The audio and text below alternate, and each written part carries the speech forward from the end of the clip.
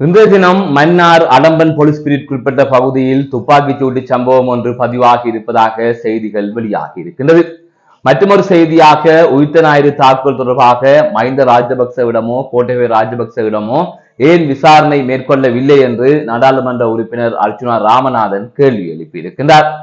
அது தவிர மற்றொரு செய்தியாக பிள்ளையானின் அலுவலகத்தில் இருந்து அதிநவீன இயந்திர துப்பாக்கிகள் மீட்கப்பட்டிருப்பதாக தெரிவிக்கப்பட்டிருக்கின்றது. இராணுவத்திலே மிக குறைவாகவே இந்த துப்பாக்கிகள் இருப்பதாகவும் அவ்வளவு முக்கியமான அதிநவீன இயந்திர துப்பாக்கிகள் இவை என்றும் கூறப்படுகின்றது. இவ்வாறு பிள்ளையான் அலுவலகத்தில் இந்த துப்பாக்கிகள் மீட்கப்பட்ட சம்பவம் குற்றப்புலனாய்வு திணைக்களத்தினரையே அதிர வைத்திருக்கின்றது என்று கூறப்படுகின்றது. இது தொடர்பான விரிவான செய்திகளை தொடர்ந்து பார்க்கலாம். அதற்கு முதல் JK ரிப்போர்ட் எனப்படுகின்ற இந்த யூடியூப் சேனலை சப்ஸ்கிரைப் செய்து கொள்ளுங்கள். தொடர்ந்து அருகில் இருக்கின்ற பெல் பட்டனை கிளிக் செய்வதன் ஊடாக நான் போடுகின்ற ஒவ்வொரு காணொளிகளையும் நீங்கள் உடனுக்குடன் பார்க்கக்கூடிய வகையிலே இருக்கும். நான் நடராசா ஜெயகாந்தன். தற்பொழுது செய்திகளுக்குள்ளே செல்லலாம்.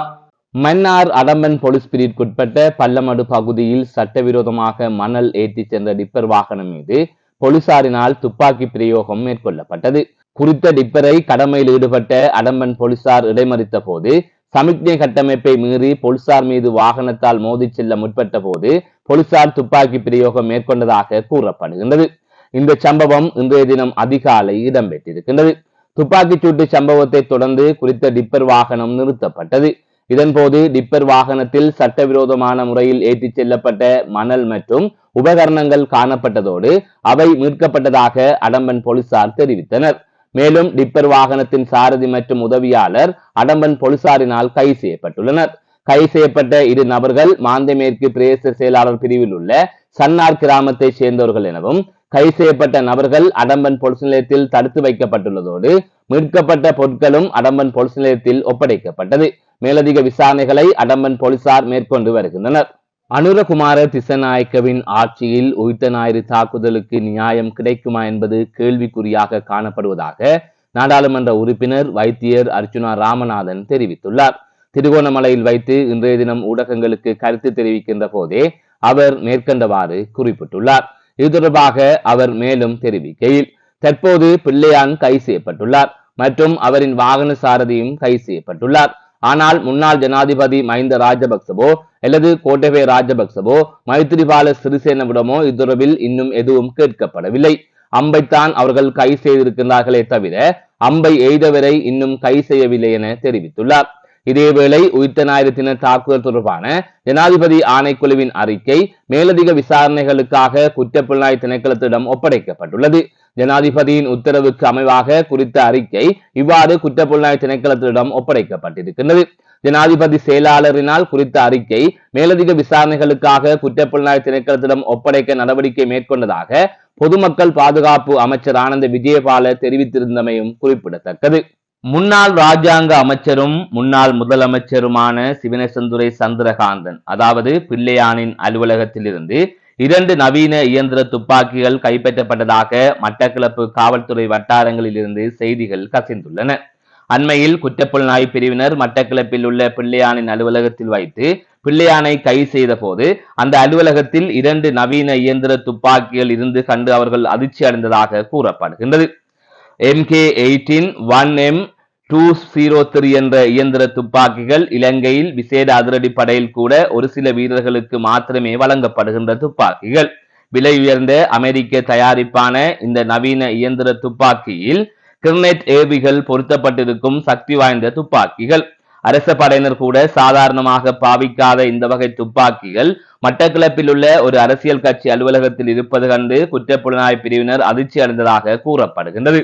குற்றப்புலனாய்வு பிரிவினர் துப்பாக்கிகள் பற்றி விசாரித்த போது அந்த துப்பாக்கிகள் அங்கு இருப்பது பிள்ளையானுக்கு தெரியாது என்றும் தானே அவற்றினை மறைத்து வைத்திருப்பதாகவும் பிள்ளையானுடன் நின்ற ஒருவர் கூறி பழியை ஏற்க முன் வந்திருக்கின்றார். தொடர்ந்து மேற்கொள்ளப்பட்ட விசாரணைகளில் அந்த துப்பாக்கிகள் முன்னைய அரசாங்கத்தின் காலகட்டத்தில் வழங்கப்பட்டதாக கூறப்பட்டதாம்.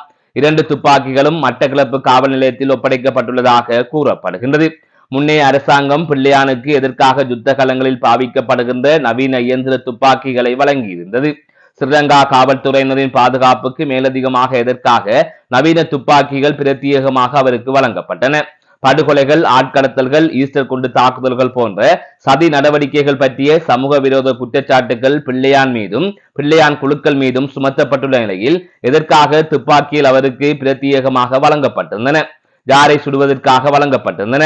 அண்மையில் கொழும்பில் தொடர்ச்சியாக மேற்கொள்ளப்பட்டு வருகின்ற துப்பாக்கிச் சூட்டு சம்பவங்களுக்கும் இந்த துப்பாக்கிகளுக்கும் தொடர்பு இருக்கின்றதா?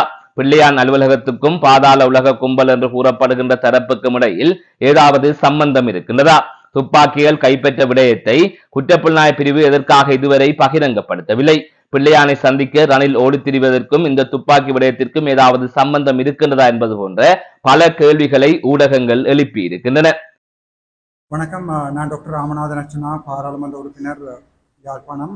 நாங்கள் இன்றைக்கு திருவோணமலைக்கு எங்களுடைய சுயேட்சை குழு எங்களுடைய உள்ளூராட்சி சபை தேர்தலில் போட்டியிடுவது சம்பந்தமாக ஏற்கனவே பசு சின்னத்திலையும் வண்டில் சின்னத்திலையும் 2 சுயேட்சை குழு திருவோணமலை மாவட்டத்தின் உப்புவழி பிரதேச சபையிலையும் மற்றது பட்டினம் சூழல் பிரதேச சபையிலையும் அவர்கள் ஏற்கனவே நொமினேஷன் தாக்கல் செய்திருந்தவர்கள் ஊசி சின்னத்தை எடுக்கவில்லை. இப்போது நாங்கள் திருவோணமலைக்கு வந்ததன் நோக்கம் அந்த 2 சுயேட்சை குழுவையும் எங்களுடைய பஃப்ரா அல்லது எங்களுடைய ஊசி கட்சிக்கு உள் வாங்குவதற்கான ஒரு ஆரம்ப கட்ட ஒரு டிஸ்கஷன் ஒன்றுக்காக தான் வந்திருந்தாங்க. இந்த டிஸ்கஷன் சார்பாகத்தான் அமைந்திருந்தது. முக்கியமாக அவர்கள் கேட்ட விடயம் வடக்கு கிழக்குண்ட இணைப்பு சம்பந்தமாக, முக்கியமாக இந்த கட்சி வடக்கு கிழக்கில் இணைக்கப்படுறது சம்பந்தமாக, கிழக்குக்கு விஸ்தரிப்பு சம்பந்தமாக கணக்க சந்தேகங்களை கேட்டிருந்தவர்கள் தெளிவாக சில விடயங்களை சொல்லியிருக்கிறோம். கட்சி ரெஜிஸ்டர் பண்ணப்படும் போது அவர்களும் உள்வாங்கப்பட்டு ஒரு பெரிய கட்சியாக வடக்கு கிழக்கு இணைந்த கட்சியாக நாங்கள் போடுவோம் என்ற ஒரு நம்பிக்கை இருக்கிறது எங்களுக்கு. அதுக்கு அவர்கள் என்னுடைய நிலைப்பாட்டை சொல்லியிருக்கிறேன், அவர்களுடைய நிலைப்பாட்டையும் எனக்கு சொல்லியிருக்கிறார்கள். இன்னும் ஓரிரு நாட்களில் அதன் முடிவுகள் அறிவிக்கப்படும். எங்களுடைய திருகோணமலை மட்டுமல்ல, வடக்கிலையும் கிழக்கிலையும் மட்டக்களப்புக்கும் நாங்கள் அடுத்த பயணம் செய்ய இருக்கிறோம். இன்றைய தினம் மாலை 4 மணிக்கு நாங்கள் மட்டக்களப்புக்கு பயணம் செய்கிறோம். அவர்களுடையும் ஆரம்ப கட்ட நடவடிக்கைகளை செய்கிறோம். நாங்கள் ஒரு பொதுவான கொள்கையோடு வைத்திருக்கிறோம். தமிழ் தேசியம் பேசுகின்ற கட்சிகளோடு சேர்ந்து தான் நாங்கள் ஆட்சி அமைக்கிறோம். அப்படி ஒரு தேவை ஏற்படுமாக இருந்தால் அதில் முன்னுரிமை கொடுக்க போகிறது கஜேந்திரகுமார் பொன்னம்பலம் அவர்களுடைய சைக்கிள் கட்சி அல்லது அந்த கூட்டணிக்கு தான் எங்களுடைய முதலாவது முன்னுரிமை இருக்கும். தேவைப்படும் சந்தர்ப்பத்தில் மற்ற தமிழ் கட்சிகளையும் இணைத்து கொள்ள வேண்டிய தேவை, அல்லது நாங்கள் குறைவான ஆசனங்களை பெற்று அவர்களுக்கு கூடிய ஆசனங்கள் கிடைத்திருந்தால் அவர்களோடு சேர்வது சம்பந்தமாக ஒரு பொது முடிவு ஒன்றை நாங்கள் எடுத்திருக்கிறோம். ஆனால் என்பிபி அரசாங்கத்துடன் சேர்வதில்லை என்ற ஒரு தெளிவான முடிவு ஒன்றை எடுத்திருக்கிறோம். ஏனென்றால் அவர்களும் சேர்க்க போவதில்லை. ஆகவே அவர்கள் தமிழ் கட்சிகளோடு சேரப்போவதில்லை ஒரு நாளும். நாங்களும் அவரிடம் எந்த ஒரு தமிழ் கட்சியும் என்பிபி அரசாங்கத்துடன் சேராத என்ற ஒரு நம்பிக்கை இருக்கு. ஆனால் காலம்தான், அந்த தேர்தல் தான் அதுக்குரிய பயிரை சொல்லுவோம். இந்த ஈஸ்டர் அட்டாக் சம்பந்தமாக நீங்கள் கேட்ட கேள்வி இந்த ஆழ்ந்த மனதில் ஒரு நியாயம் கிடைக்கும் என்ற நம்பிக்கை இல்லை. ஆனால் கிடைக்க வேண்டுமென்றது மனசில் இருக்கிற வறிய வெற்றிடம். கிடைக்குமான்றது ஒரு கேள்விக்குறி. ஏனென்றால் பிள்ளையானை அரெஸ்ட் பண்ணியிருக்கிறார்கள், பிள்ளையானுடைய டிரைவரை அரெஸ்ட் பண்ணியிருக்கிறார்கள். ஆனால் மஹிந்த ராஜபக்சவாக இருக்கலாம், அல்லது கோத்தபாய ராஜபக்சவாக இருக்கலாம், அல்லது மைத்திரிபால சிறிசேன அப்போது இருந்த ஜனாதிபதி நல்லாட்சி இதாக இருக்கலாம். யாருமே அவர்களுடைய பழைய அரசாங்கத்தை தோண்டுவதாக இல்லை. அந்த அம்பைத்தான் எடுத்திருக்கிறார்கள். அம்பு எய்தவனை பார்க்கவில்லை, அம்பைத்தான் எடுத்திருக்கிறார்கள்.